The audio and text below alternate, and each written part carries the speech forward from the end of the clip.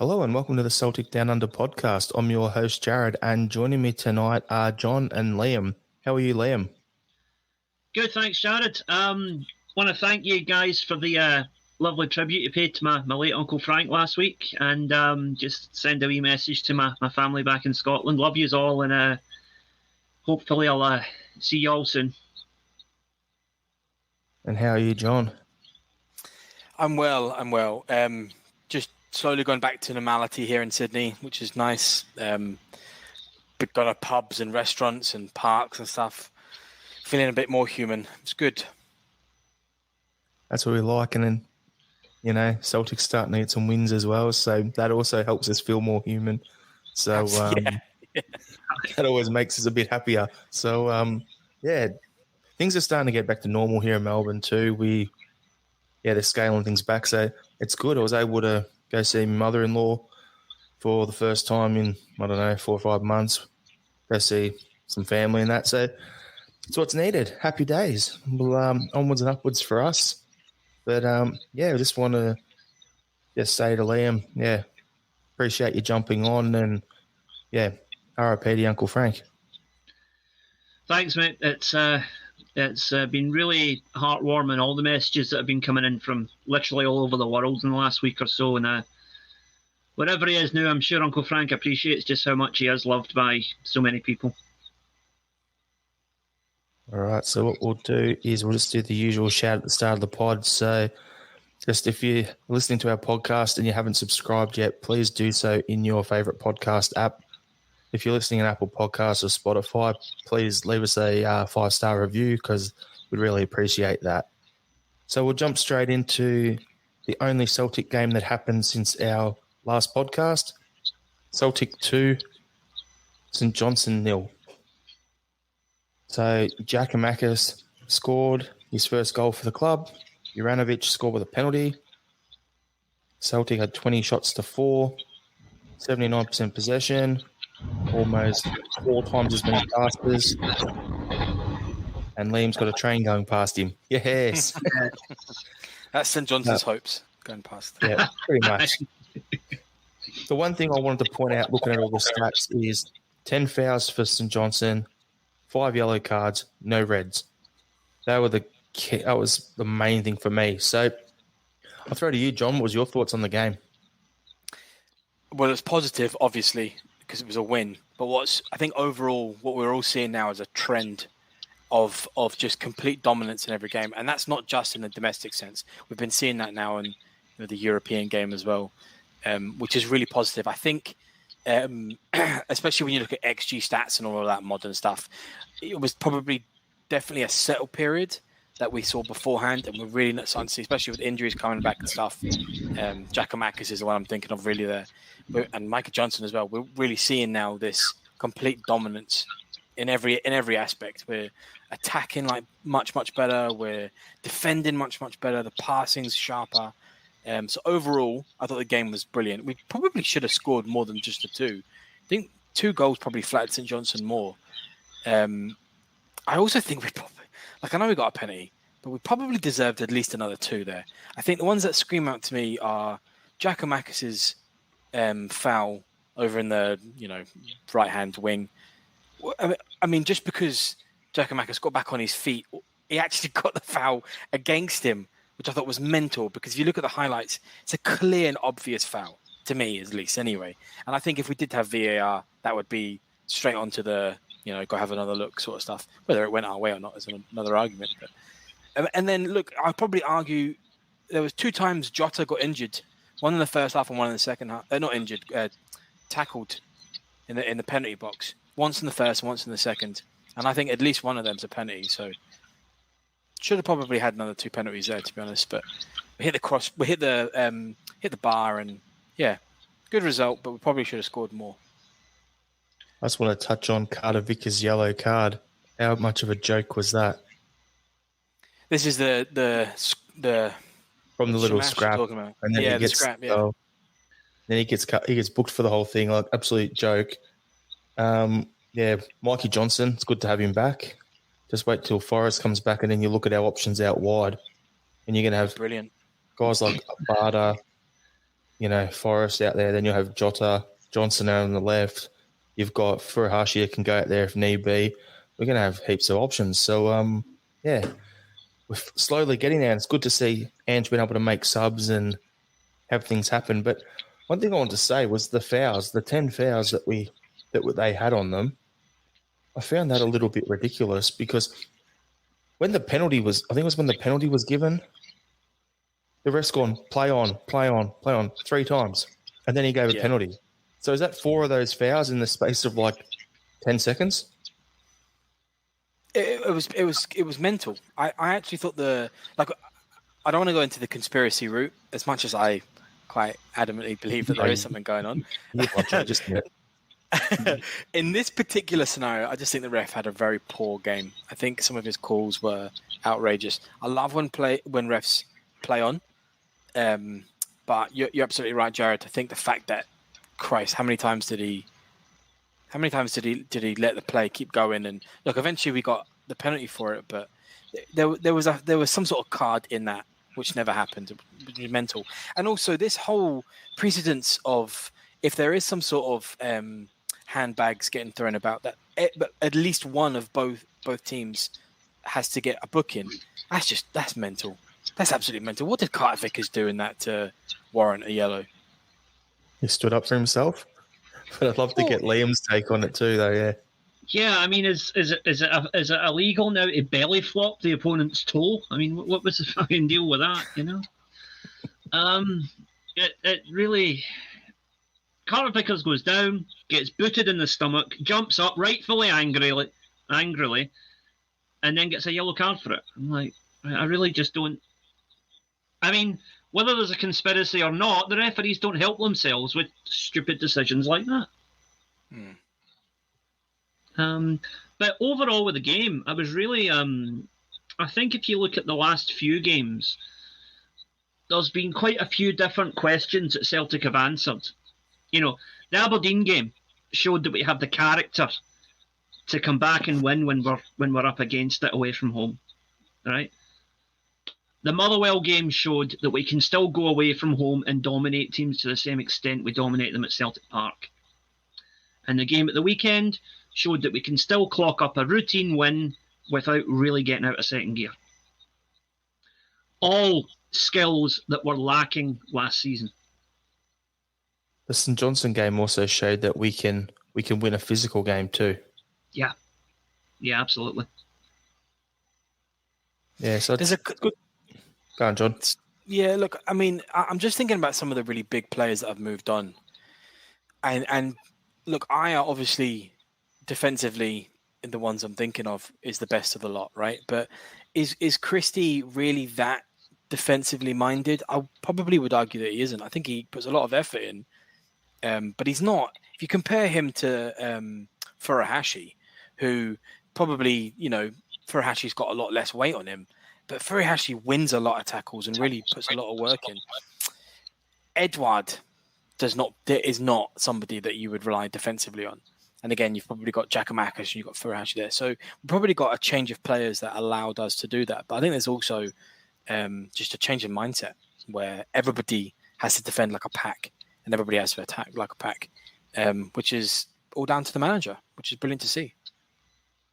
Well, I mean, that's something that we'll get on to later on under our topics list. But I think the fact that certain players are really shining and other players are already looking at possibly being moved out suggests that Ange is one of those guys that you either buy into his philosophy or you don't. And the players that have done are being rewarded, We still take time. It was always going to be one of them ones where you had to let him get to the end of October, start of November, get through playing all the teams once and see where it is. And I don't know if you guys saw Calmac's press conference, but he was saying the last few games, Ange just said, okay, let's show a bit of patience at the start. Let's still look for it, but let's not go hell for leather at the start of the games. And we were running out of legs in the last 20 minutes of the games when we were winning those games 6-0 early on. But off the back of that, when we lost those 3 in a row away from home, we were running out of legs in that last 20 minutes. Now we're running out full games. Like you look at game weekend, we scored late. won the penalty, and was still running with plenty of power and intensity towards the end of the game. So it's good to see that we're we're adapting a little bit. And I've heard on a lot of podcasts people saying, "Oh, Ange has adjusted his style." I'd say, okay, that's one person's interpretation, but I see it as the players are getting used to the way Ange wants them to play and what they're expected to do. So now they can go out and perform that better. As Ange did have to, adjust how he's coaching. Yes, let's not muck around there. That's the truth. But at the same time, a batch of players who have to learn to play together and learn a new manager and what his expectations are while learning their teammates. And seeing guys like Jota saying, "Oh, if he needs to, he'll go and learn Japanese so that he better communicate with Furuhashi." For me, that shows guys are getting what Ange is saying. They're all starting to sing from the same hymn sheet. That's what I want to see, because that's great. To me, that's the little 1%ers that add up, and that's the difference between winning a comp and coming second. Yeah. Yeah. Yeah. Absolutely. Here's a question on that. I've often thought this. It's good to probably get it out there. Does Ange know Japanese himself? He had interpreters in Japan. Yeah, I'm guessing he probably doesn't, because most of the foreign managers in the J League just go through interpreters. They will learn daily conversation, but any interviews or negotiations would be done through an interpreter. Yeah, right. I have daily conversational Japanese, but when it comes to contract negotiations, I always insist on doing it in English. Yeah. Of course, he just has a very good relationship with Kyogo. Do you know what I mean? You can quite clearly see that, and that's. I mean, I don't know what Kyogo's English is like, but he doesn't have to know English at all. But it's just good to see. Kyogo's English will be better than you expect. I mean, every single person in Japan studies English for 5 years at least. God, that puts us to shame, doesn't it? Aye, but I mean, the thing is that how much French do you remember from high school, right? Because I remember basically none, despite studying it for 5 years, right? True. I think Kyogo, from what I understand, I don't know how early on he was linked with Celtic, but he got wind at the beginning of the year that he was going to move to Europe. And from that point on, he'd been studying English intensively. Because he figured he was probably going to, if he didn't go to either England or Scotland, he was going to go to a country where English would be a good means of communication anyway. Right. So he was working on his English before he came over. And Kyogo's probably in the same boat as me. He might well have conversational English, but for official stuff, he's doing it in Japanese because he wants to make sure the message isn't misinterpreted, There was a story on Ange when he was at Yokohama about, it was over in our papers over here, that on the old 442 before it got shut down. And it said that when he was over there, he had Brazilian players at Yokohama, he had Serbian players, Japanese players, and he had one other that I can't remember. So he had a group of 3 or 4 translators there on the training pitch next to him. So he'd say what he wanted, and then the Japanese assistant coach he had would say that to the Japanese guys, but then he'd have the Serbian guy saying that to those guys, a Brazilian guy saying that to the Portuguese, and that's how they'd coach and get the message across. So that's how he got the message across in Japan and did what he did over there. You can only imagine how easier it is for him in Scotland, where, they speak the same language as he speaks naturally. So, yeah, it should be a bit easier for him. But by the same token, you must wonder if maybe that's why some of Celtic's foreign signings haven't settled as well, because they're not getting that level of support here that they would in the J League. Yeah. Could that have been that about last season? Yeah. And even if they did have that, because let's assume that Celtic does have that level of professionalism where they have multiple interpreters. Speaking your native language at work might be one thing, but coming home and not having anybody around you in a social capacity, that's a whole different ballpark, right? So yeah, that's probably part of it as well.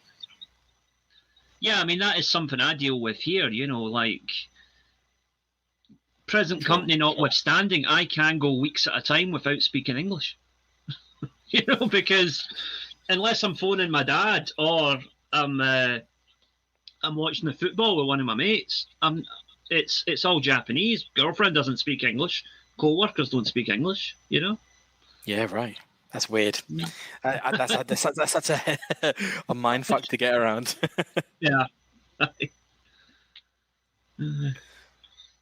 We apologise to the listeners for any technical difficulties you're hearing. I think we've got a bad stream going on through our software provider today, so I just apologise for that. I've noticed that we're all, getting a bit of a glitch here and there, so I just thought I'll go on the record quickly and say that. So sorry, everyone. It's out of our control tonight. Sure it is. Aye. All right, so speaking about Japanese players transitioning to Scotland, Liam. Yes. Daizen Maeda. Right. There's rumours of him coming to Celtic in January. Now, everybody, there's all sorts of people out there in Celtic fan media and the bloggers and all that saying, oh, yeah, we mentioned him last week. We mentioned him 2 weeks ago when looking at players that Ange could bring in from Japan. Our man in Japan, Liam, dropped his name on us back, it would have been in July. So, June or July. So, that's the man who said it first. So, I want to get your opinion on this, Liam. Is this going to be a good signing for Celtic? Over to you. Yeah, absolutely. For one, I've already seen Maeda wear the green and white hoops, albeit it was for Matsumoto Yamaga, my local team, who that season wore green and white hoops. He played for Yamaga for about 2 seasons, and he was a standout. He was the star the season that they got promoted, and he basically held them up for as much as he could. Even though they got relegated the next season, he did his best to kind of try and steady the ship, and he was just really ran the show. And he left towards the end of the season to go on loan to a team in Portugal. I think it was Maritimo, if I remember correctly. And it was telling that Yamaga just completely fell apart as soon as he left, and they got relegated. Since he's come back to Japan, went on to Yokohama, he has developed even more as a player. If I were to liken him to a Celtic player that we might all be familiar with, Scott McDonald probably springs to mind.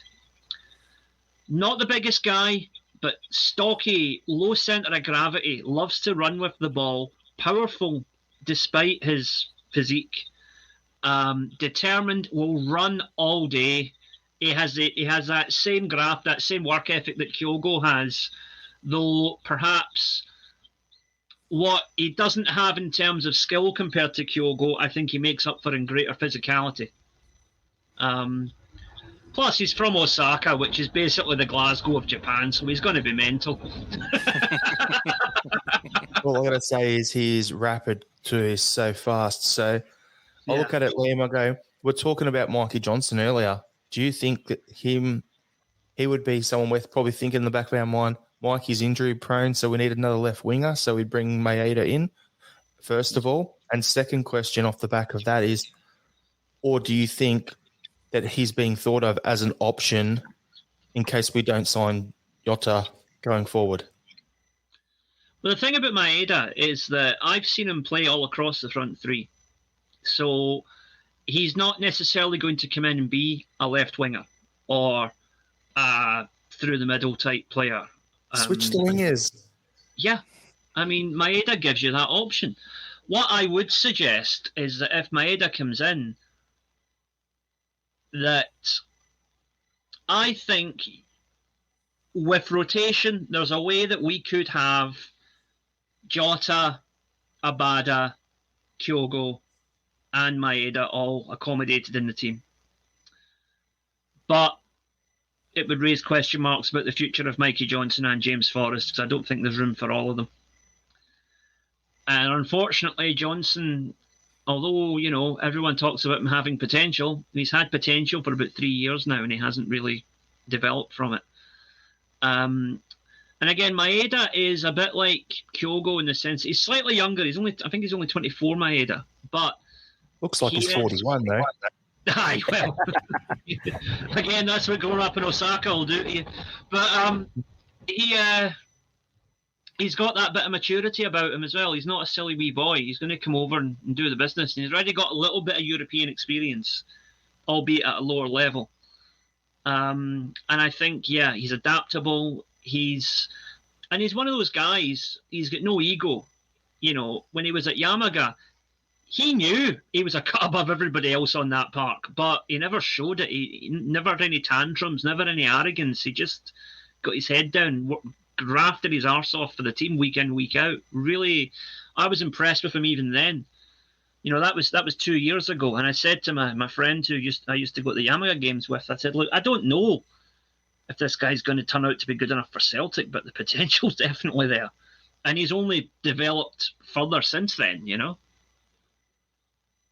So what sort of price target tag do you think we'd be looking at? If it was in, the January window, season's over, you said paying $4.5 million for Kyogo was like the highest fee for a J-League player in the last decade. So what do you think from the Japanese perspective? $3.5 million, you reckon, would do the job? Or three to 3.5 probably. Because in Japan, they know he's not quite as good as Kyogo. Doesn't have as many international caps as Kyogo. But he is a highly regarded player. And like I said, in Japan, they always do their best not to stand in the way of guys who have the chance to move to Europe. So, I think Yokohama could be persuaded to make it happen. It might be a bit like, if you remember when we signed Nakamura, part of the sweetener was that we went to Japan and played Yokohama in a friendly. You may find that at some point Celtic would agree to do that again. They might come over and play Marinos in a pre-season game or something as part of the deal. So let's just win the league this year then. Then we don't have to qualify for the Champions League. Then Ange can bring his team out east to Japan and Australia. Happy days. Yes. That's the ideal, isn't it? Down under on the scene. Perfect. And don't do the scumbag thing that Chelsea and Barcelona did and charge 10 times the price of a regular J-League ticket for a match ticket, please. And don't issue half scarves either, please. They're lame. No, especially since Yokohama play in like blue, red, and white. It wouldn't go together. Do we just to play devil's advocate slightly here? Do we genuinely need another forward right now with knowing what we have and people coming back and stuff? Is it a bit of a speculation or is it just a bit of a waste? Our biggest signing spot we need is a central midfielder, in my opinion. So if we can get a central midfielder and Maeda, in my opinion, I'd be wrapped with that. But at the same time, central midfielder has to be the first signing. McCarthy's not going to cut it long term, I don't think. So we need to get that. To be honest, talking about wingers now, Jota shows a lot of potential so far. But he's the first guy that's really looked like he could step up and properly replace Scott Sinclair to me. I don't think we've ever looked the same since Sinclair left. No, Jota looks like he could be the guy to do that. But I know that Maeda could be the guy to do that as well. From what I've seen of him. Competition's good. Yeah, competition is good. And like I said... It is.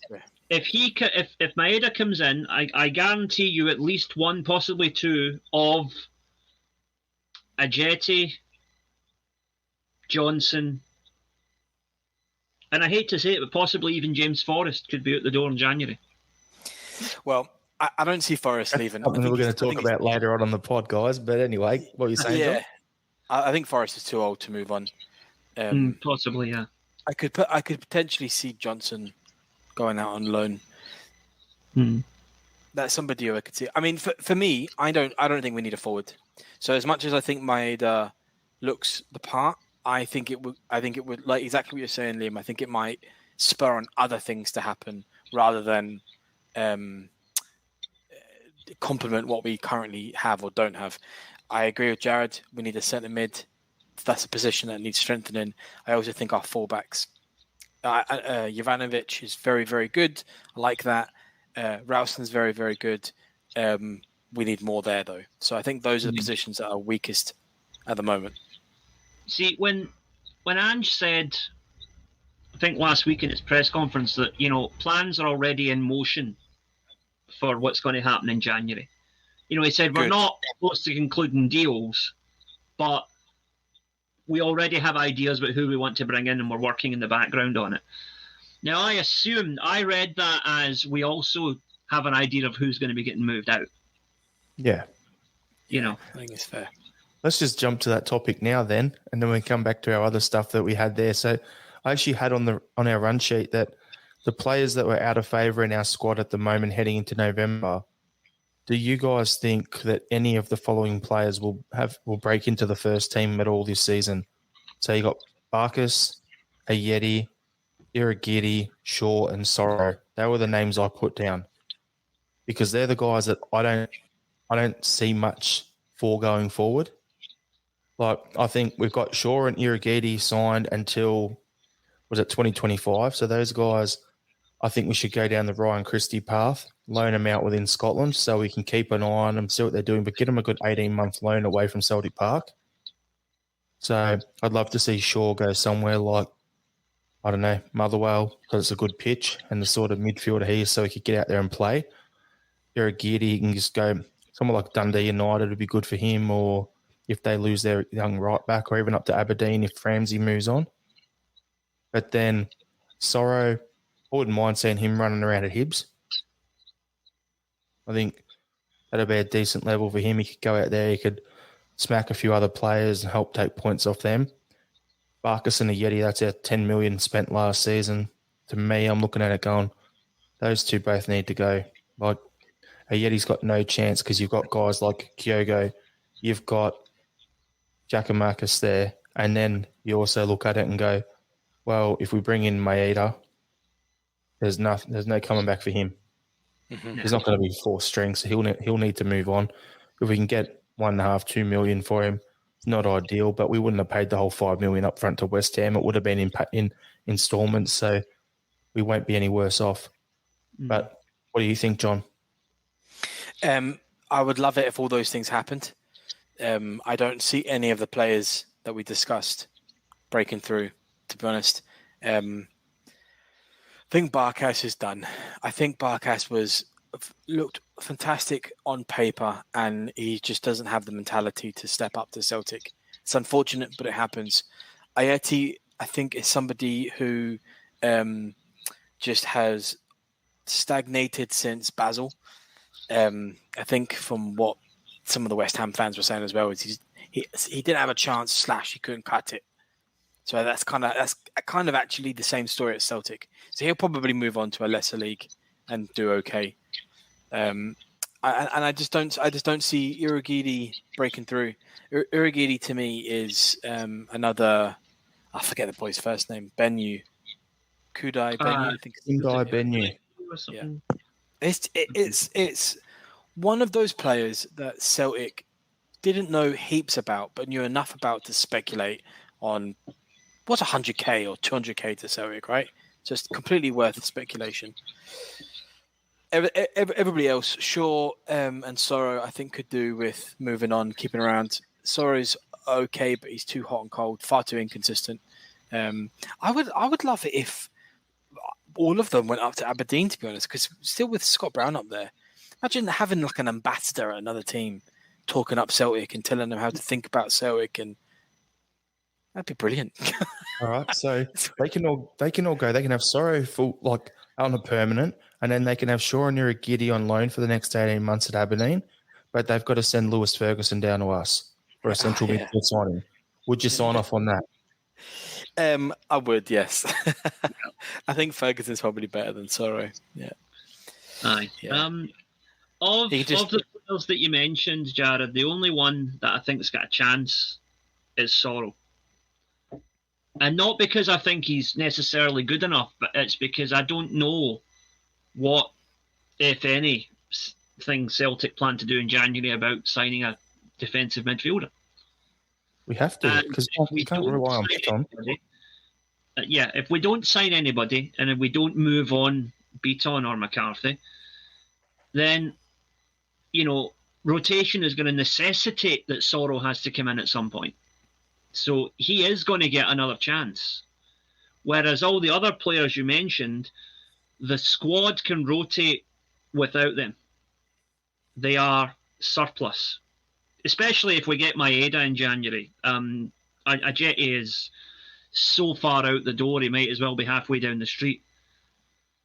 And I think Ajeti, I'm going to make a comparison here. Ajeti to me is at Celtic what Joe Hart was at Spurs. A player with ability, with potential, with whatever, but for whatever reason, mentally, physically, emotionally, he can't do it at Celtic. In the same way that Joe Hart just could not break into the first team at Spurs. He needs to go somewhere where he's going to be backed to the hilt, he's going to be loved, and he's going to be admired and respected. The Celtic fans have embraced Joe Hart, and he's reciprocated. I think if Ajeti, and possibly Barkas as well, went somewhere where that could happen for them, possibly if they return to their home countries, where they're welcomed as heroes, I think it could rejuvenate them, because they both have the potential to be superb players, just not at Celtic. I'm afraid that ship has sailed. Perfect spot for them, in my opinion. Send them to Red Star Belgrade. With not a lot of money down there, send them there. They'd be the main men there, but make sure you have a massive sell-on fee, because the Balkans, Italian clubs love to go shopping down there. Make some cash back on them that way. You'll cover your losses. Yeah, probably good for at least the Europa League stages every season as well. Yeah, probably. I think Ajeti's. I think he suffered a lot from our style of play as well. I think he'd probably do better in a very rigid old school 4-4-2, where he can just, because he's a proper goal poacher, right? So he's not looking at doing much. He's looking at just getting the couple of goals from a rebound and stuff. So yeah, I think Barkas probably will end up back in Greece. I think Ajeti probably could go away to another. Red Star Belgrade is a good shout, somewhere like that. Maybe Dynamo Zagreb. I don't know, that type of team. Somewhere where he's out the spotlight a bit and can just work on his football and nothing else. Yeah, where he'll be the main man, where they're going to be played week in, week out. Yep, exactly. I mean, and everybody else, they just haven't cut it, unfortunately. Mm. So I'll tie this back to what we were talking about, Mikey Johnson. So you guys were mentioning that potentially he could be one as well that's let go soon enough. And I look at it and go, if he was to go, Maeda comes in. We've got Owen Moffat there in the background as well, in the Colts.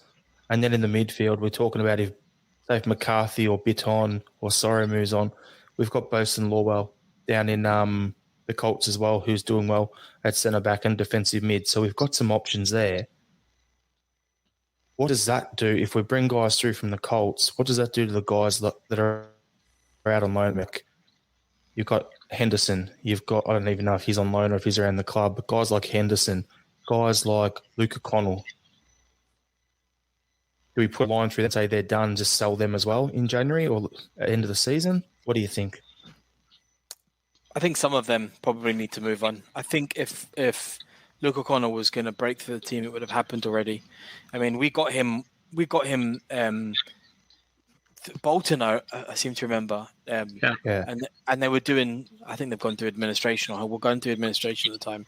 So we got somebody who we're probably looking at selling on regardless, right? I don't think he was ever somebody necessarily that was going to be a big mainstay. I think it's probably a risk or like a gamble that Celtic were taking that he could have been, but getting somebody of good quality, really, really cheap, there's benefits there. Look, for me personally, I'm just gonna stick my hand up here and I'm gonna say I don't think Mikey Johnson should move on. I know everybody. I know what you're saying. We've said this. He's had 3 seasons of he's probably going to be good.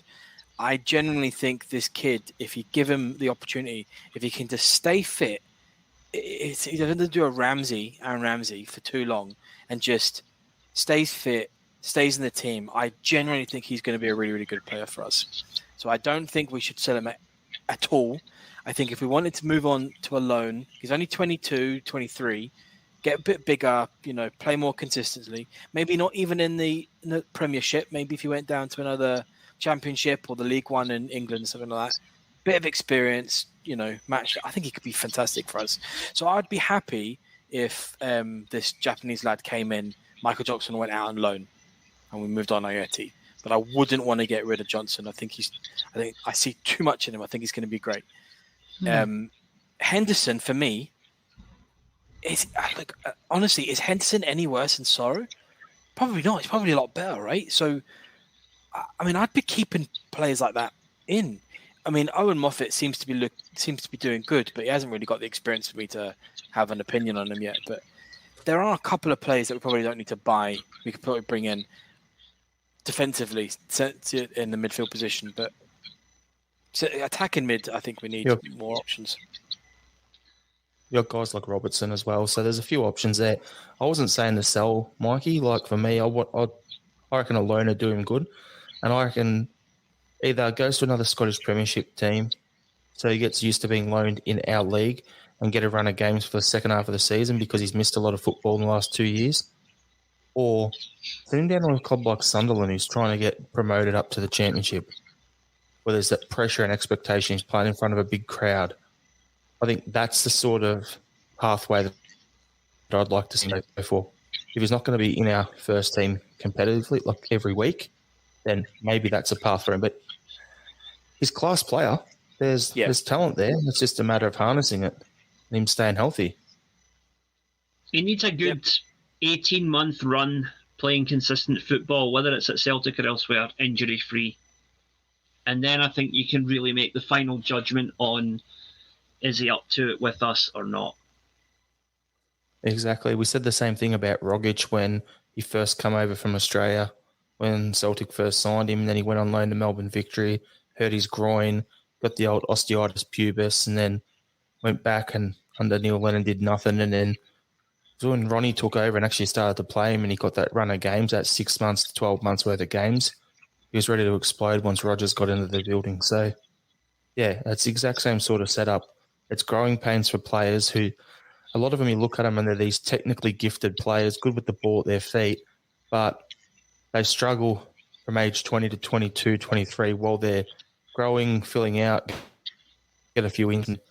Yeah, you don't want to lose that sort of player. You got to persevere with them. I tell you what, in my opinion, Michael Johnson's biggest weaknesses, and it's his decision making. It's the silly passes. It's the trying to beat 3 players. It's shooting too far from outside of the box when he should be running at the byline or passing it through the middle or something. That's what I think his biggest weakness is. That's what happens when you hang out with Ryan Christie so much. Yeah, or Edward, yeah. All right, anything else you want to add to that, boys, before we change gears for a little? No, I think we can't. No, I think we're good. All right, so we've got a couple of health and sort of health issues we want to discuss here. And the first one was, I can never say his name right. Is it Wim Jansen? I can't remember if it's Wim or Vim most of the time, but it's been diagnosed with dementia. You're starting to see a lot of that in the media and that for people who played around that era. So I just want to say, thinking of you, Wim, you're a Celtic icon on bringing in guys last into the club and, stopping the 10 and all that sort of stuff. So hail, hope you feel better. Well, you're not going to feel better. I hope you don't deteriorate too quickly because dementia is an absolute evil beast of a thing. So, yeah. Yes. Totally echo those thoughts, Jarrod. Dementia is something that's horrible. It's probably going to happen to the best of us, to be honest. But it does for me, it does open up the question about head knocks and the referees and their duty of care to players on the pitch and stuff. And like, I know when it's a very severe head knock, we kind of stop at the moment. But even the little ones where, maybe refs are playing on, or that needs to be cut out immediately. That needs to be taken really seriously. We need concussion assessments like they do in rugby really seriously. Every game, every player. See, it's again, I echo your sentiments and wishing them all the best. But the one, and I wouldn't say good thing, but the one potential positive thing that comes out of this is every time a former footballer gets diagnosed with dementia, it promotes greater discussion about the issue, and hopefully it also leads to further research, which is eventually going to find a cure for this fucking horrible disease. So, if nothing else, I hope Wim Jansen can at least draw a wee bit of comfort from knowing that he's not alone, and there are a lot more people like him, and I'm sure there are plenty of scientists all around the world working to make sure that one day there'll be nobody like him. Yep, that's it at the end of the day. And then the other bit of news was yesterday there was news coming out of Rangers about the passing of Walter Smith. So I know this is a Celtic podcast. I don't want to have any of that crap going on with the religious divide, the clubs, all the history, that sort of stuff. But for me, Walter Smith, my opinion on it is, caused us a lot of pain as fans, especially in the 90s and stuff when I was growing up and I was a young boy learning about my team and really getting into following my team from over here. Didn't like the guy, but then, when he was close with Tommy Burns and was a pallbearer at his funeral and all that sort of stuff, like, the guy, the class act from what you hear. And, yeah, that's when I say R.I.P. Walter Smith. Yep, bit of a sad week, I guess, in that sense. The football world. He was our biggest rival, and I think that's easy to say. So there is an inherent sadness about when your biggest rival passes, because it's an era finishing, isn't it? So, and yes, let's just cut the bullshit out on social media, all that silly point scoring and stuff. He's a person. Football is completely separate. A man's past. Think of his family and stuff. So, yeah, sad days. A great man who leaves a great legacy for both Rangers and Scotland, and who, from all accounts, though I never met him personally, I know plenty of people who did, both Celtic and Rangers supporters, who said that he was an absolutely wonderful gentleman, terrific human being. Nothing was ever too much trouble. And I guess the biggest compliment I can pay to Walter Smith is that he was an extremely worthy opponent. And you have to respect that. And you have to admire that.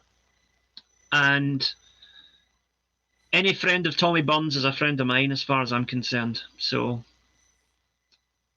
goodbye and God bless R.I.P. Walter Smith. And one other thing, any manager who rips the Scottish media to shreds and drops 25 swear words in one interview is okay by me. See, yes. I was too young to even have ever seen that interview, but I've been seeing it on the social medias.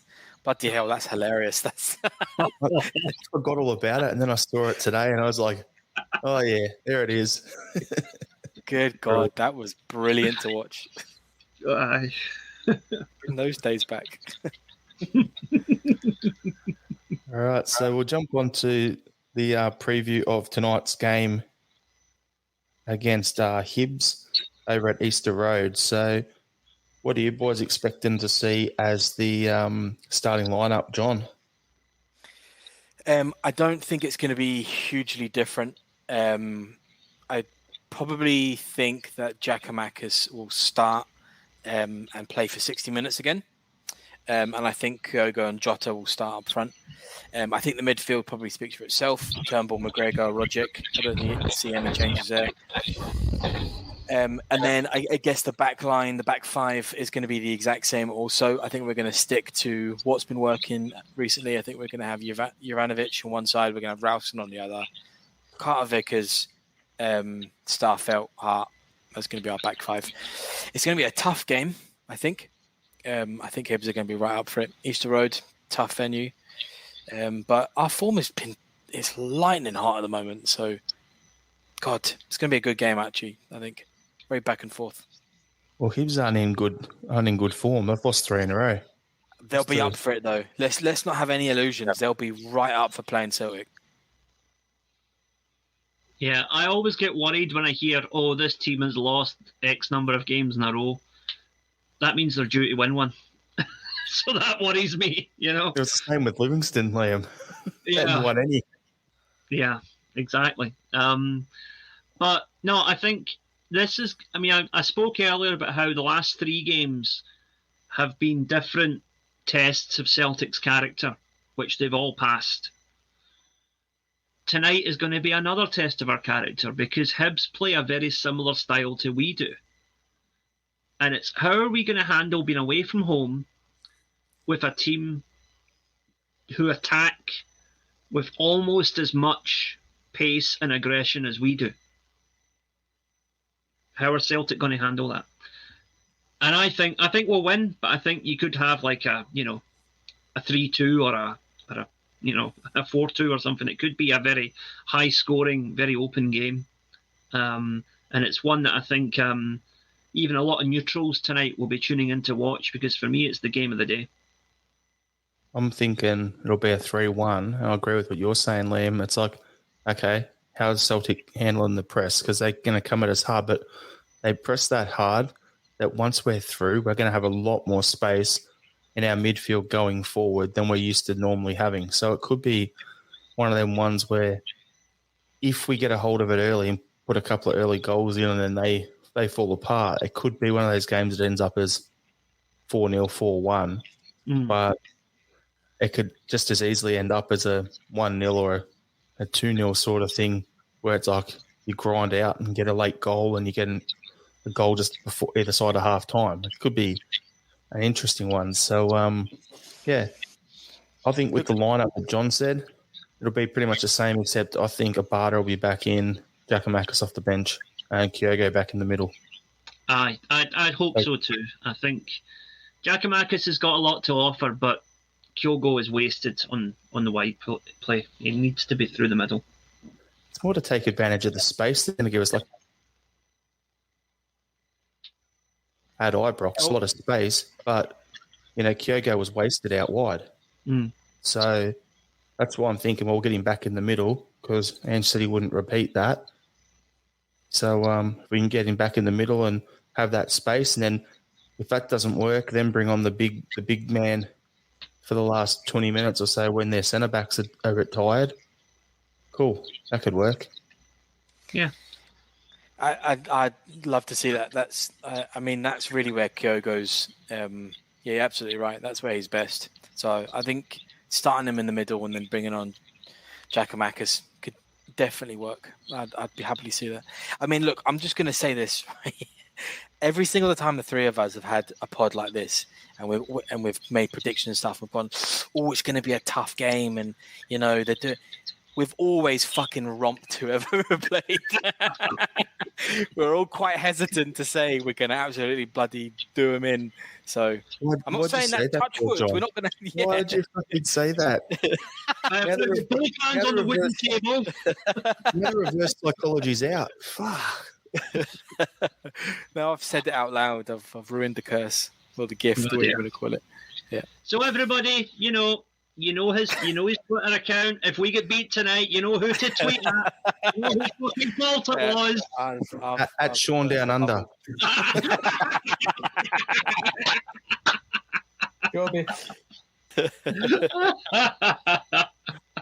And then on the weekend we're playing against Livingston. So that's the game where I'd get Giakoumakis a bit more game time than tonight. So, yeah, they've got a few frisbee throwers at Livy.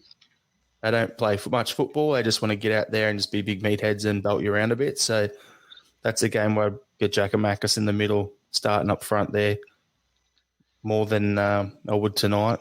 But, yeah, I think Livy, we might see the return of Bolingoli in that game. Other than that, I think it'll pretty much be the same old, same old. I wonder if it might be worthwhile for the Livy game to... Now, don't shoot me down here till you hear this out. I wonder if it might be worthwhile to actually drop Kyogo to the bench. Start with Giakoumakis, Jota and Abada up front. Let Giakoumakis just pummel them for an hour or so. Then bring on Kyogo to run at them when they're tired. So you're wanting Giakoumakis to go on and play the Lyndon Dykes role for us against Livy? Yep, basically beat them at their own game. That could work. Why not? Yeah. I think what we're talking about now is just having a bit of versatility, which is nice to bloody see for once. Aye, the fact that we can even consider doing something like that is a massive step forward. The fact that you even said that, Liam, that, drop Kyogo. Can you imagine saying that 12, 18 months ago, drop Edouard and play a Yeti? Yeah. Do you know, that's talking about Edouard, right?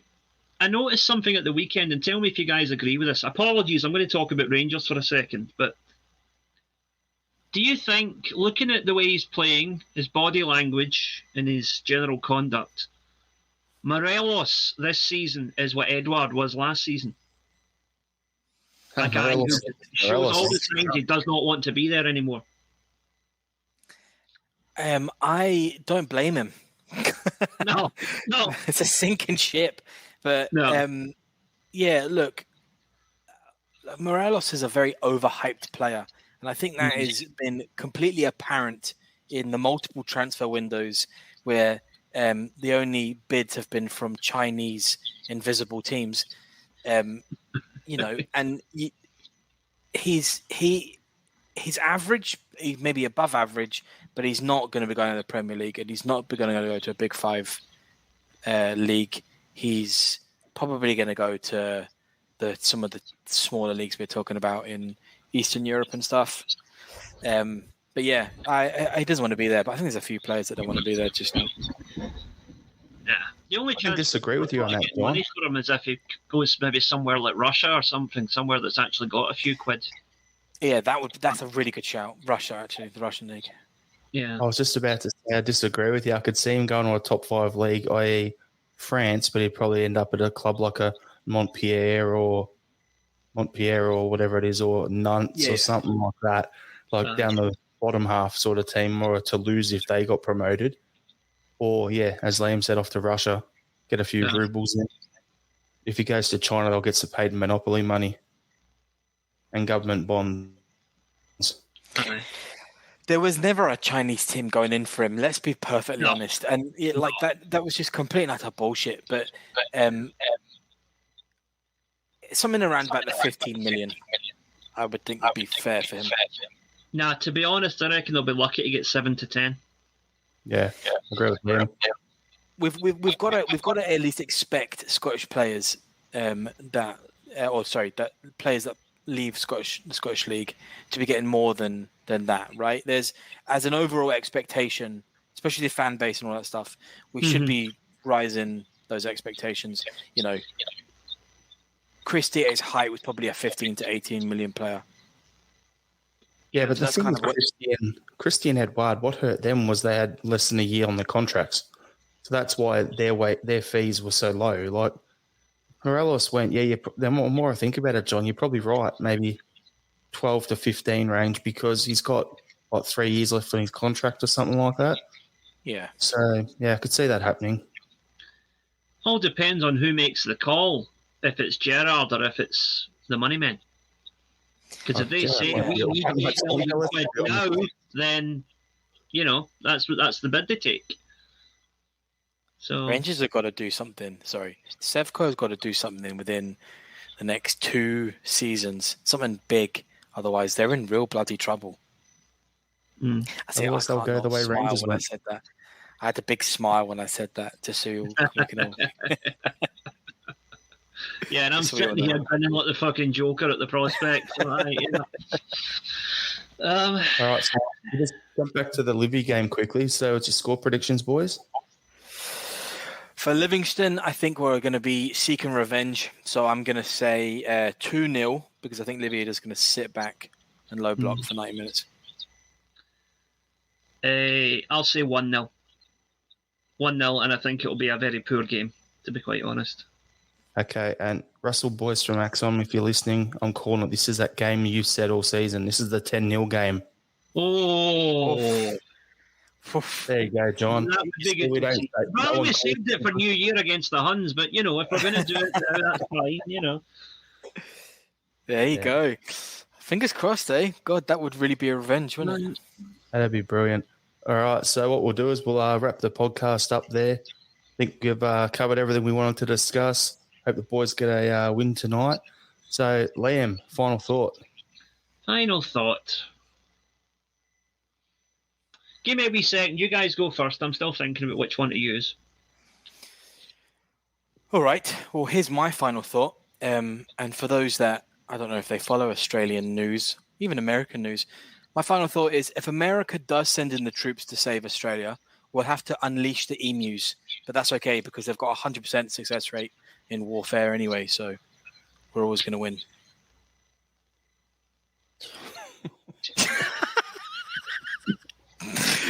That's my fucking lunacy final thought.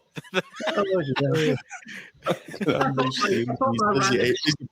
name. It was bad, but you've just fucking topped it, mate. Oh shit! For those, so that reference is understood, right?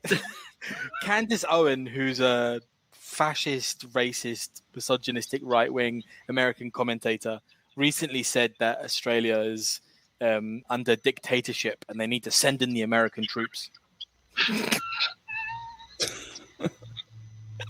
And Australia was at war with the emus and we lost. That's the. All right, Liam, over to you, mate. Yeah. I'm